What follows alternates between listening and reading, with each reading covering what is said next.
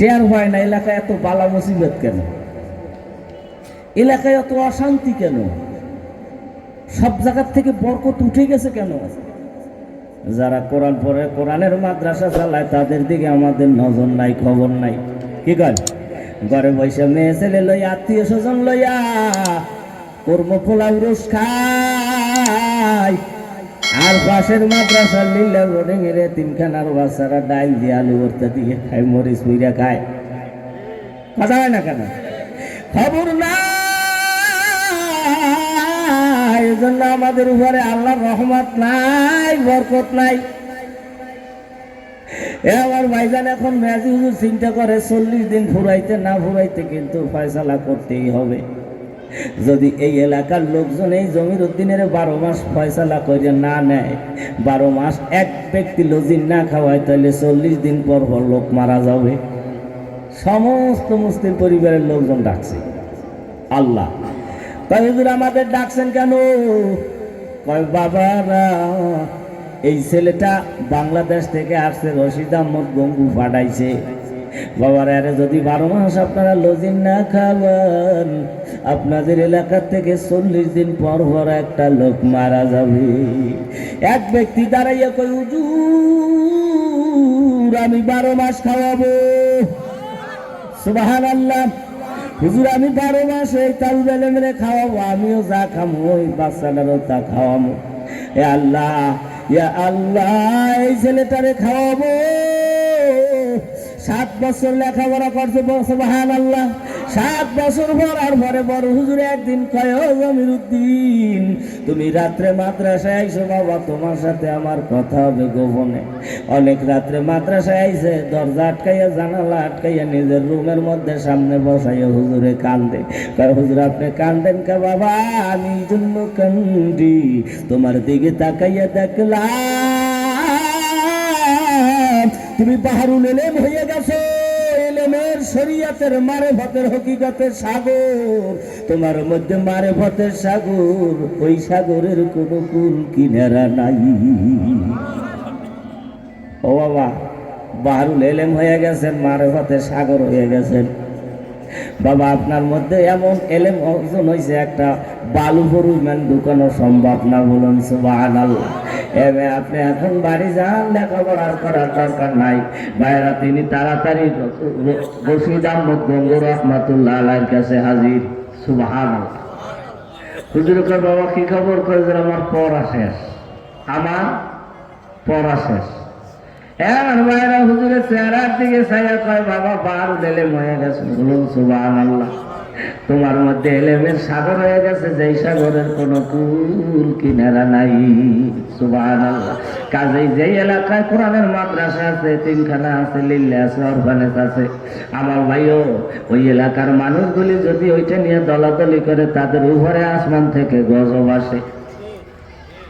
ওটার দিকে তারা টেরে টেরে চায়, ওটার বদনাম করে, সমালোচনা করে, গীবত শিকায়েত করে। আছে না? নাজমুলুদের রিপন একটা মাদ্রাসা পাতাইয়া ব্যবসা লইছে। কি এরকম কম লোক আছে না? এখানে কি ব্যবসাটা আছে? আপনি কত হাজার টাকা দিচ্ছেন? কেন আগে যে সমালোচনা করে তাকে জিজ্ঞেস যে আপনি কত হাজার টাকা দিচ্ছেন? এই যে 2টা 3 মাহফিল চালাইতে কত টাকা খরচ? হ্যাঁ কথা গান, অত 15-16 হাজার টাকার মতো টোটাল কালেকশন। বেচারা কালকে মায়ের কাছে যাইয়া কান্দে দিছে, মা হুজুরকে দাওয়াত দিছে, হুজুর রাইবে মাহফিল চালাবো কি দিয়া? আল্লাহু আকবার। মায়ের কয় জমি বেচা টাকা দিয়ে দিমুলে, টাকা নে মাহফিল চালা।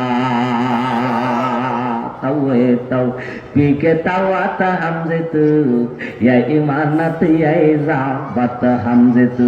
আমার ভাইজান বাবাজান, বেচারা আল্লাহ লোক, দিনদার লোক, চোখে সব সময় পানি, তার মাও সেরকম আল্লাহ, যেটা আমরা বুঝতে পাইলাম।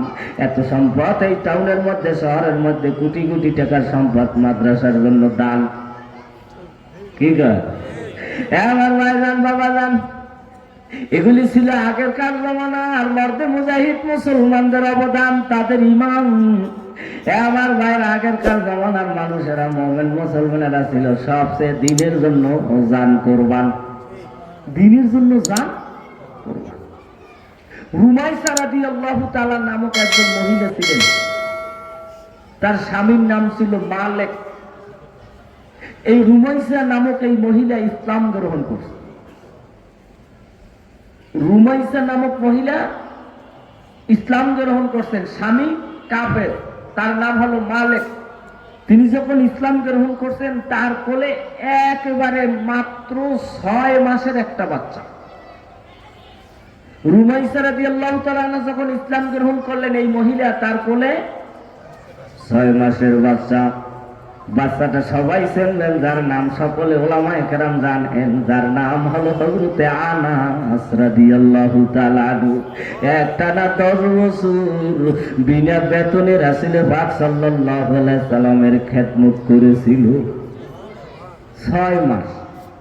এখন ওই মালিক, এই জন্য আনাস ইবনে মালিক রাদিয়াল্লাহু তাআলা তার উপরে মালিক, সে তার স্ত্রীকে পরিত্যাগ করছে, তালাক দিয়ে দিয়েছে যে তুমি কেন ইসলাম গ্রহণ করো।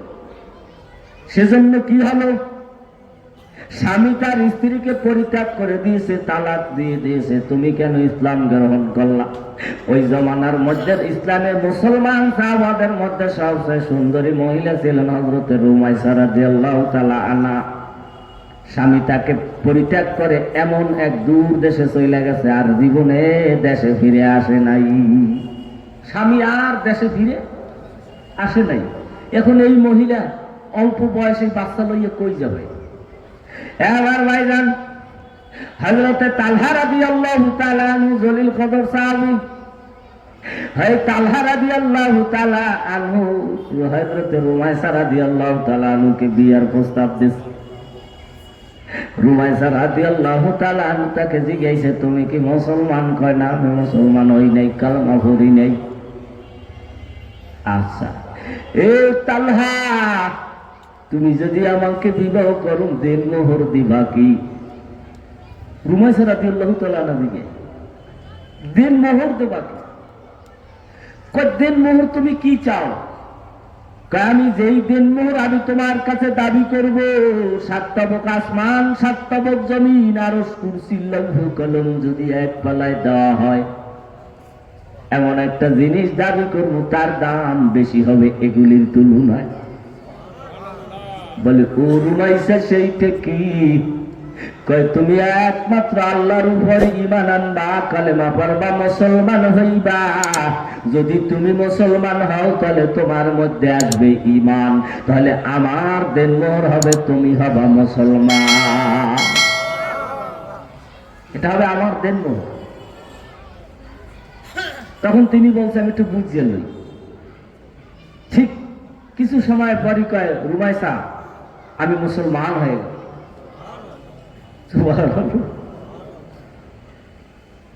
ও আমার ভাইরা বাবারা, এমন মুসলমান হলো তালহা রাদিয়াল্লাহু তাআলা আনহু। উহুদের ময়দানে যেই তালহা রাদিয়াল্লাহু তাআলা আনহু শহীদ হয়েছে, আল্লাহর হাবিব সাল্লাল্লাহু আলাইহি সাল্লাম কয়, তালহার লাশখানা আমার সামনে লইয়া আসো। আনার পর দেখে 70 তীরের আঘাতেরও বেশি আছে তার শরীরে। সুবহানাল্লাহ। এখন এই রুমাইসা রাদিয়াল্লাহু তাআলা আনহা বাচ্চাটাকে লইয়া রাসূল পাক সাল্লাল্লাহু আলাইহি সাল্লামের কাছে নিছে। হুজুর, আমার এই বাচ্চাটা আমি আপনার জন্য দান করে দিলাম। হুজুর, আপনার জন্য আমি দান করে দিলাম, আমি ইসলামের জন্য আমার ছেলেটাকে অক্ষ করে দিলাম। সুবহানাল্লাহ। এই আনাস রাদিয়াল্লাহু তাআলা 10 বছর খেদমত করেছে। সুবহানাল্লাহ। আগেরকার জামানা পাক ইসলামী যুগের অধিকাংশ মুসলিমা মহিলারা রাসূল পাক সাল্লাল্লাহু আলাইহি ওয়াসাল্লামের যুবক সাহাবীরা বিবাহ করতে আসলেই তারা দেনমোহর দাবি করছে, তুমি 30 পারা কোরআনের হাফেজ হতে হবে, এটাই আমার দেনমোহর।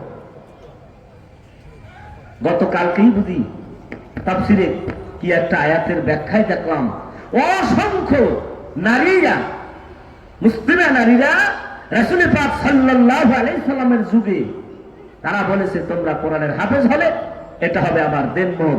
অসংখ্য হাজার হাজার যুবক সাহাবারা কোরআনের হাফেজ হয়েছে স্ত্রীর দেনমোহরের শর্তে। সুবহানাল্লাহ। আগেরকার মানুষগুলি কত ভালো ছিল, কোরআন পিপাসু ছিল, কোরআনের পাগল ছিল, কোরআনের মাদ্রাসার জন্য, কোরআনের মারকাজের জন্য, দ্বীনের জন্য তাদের জীবনের সব কিছু তারা দান করে দিত।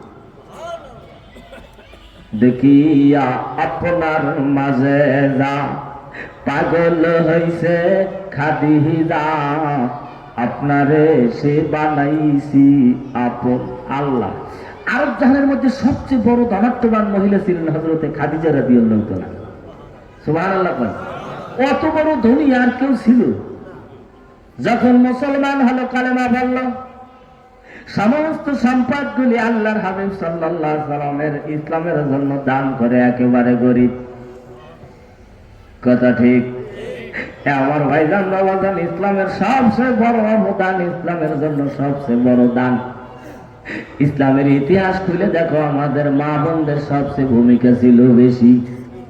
কথা কন?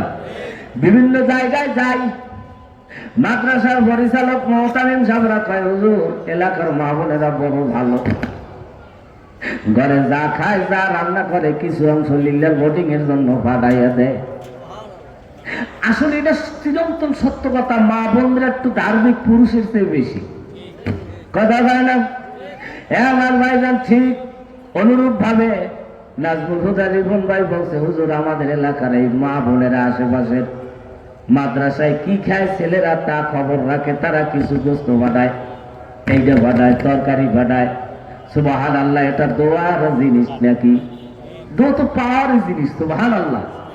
আমার ভাইজান, আমি সকলকে বলে যাব, আমার তাফসীর শুরু করার আগে, কুরআনুল কারীমের মাদ্রাসা নিয়ে দলাদলি নাই, বাড়াবাড়ি নাই, আন্দোলন নাই, সমালোচনা নাই। কথা বল, সমালোচনা করবে? এই সমালোচনা করতে করতে ইসলামের 12টা বাজি গেছে। কথা কয় না কেন? ইসলামকে ধ্বংস করার ষড়যন্ত্র চলছে না স্থগিত হয়েছে?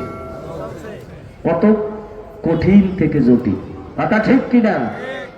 জটিল থেকে কঠিন। আজ থেকে শতে শতে বছর আগে ব্রিটিশরা এদেশে এসেছিল, এসে দেখে বাংলাদেশের মানুষগুলি ধার্মিক। বাংলাদেশের মানুষ কি ধার্মিক? চিন্তা করে কেমনে ধার্মিকতা শেষ করতে হবে, ধ্বংস করতে হবে। তাহলে ধার্মিক কেন হলো?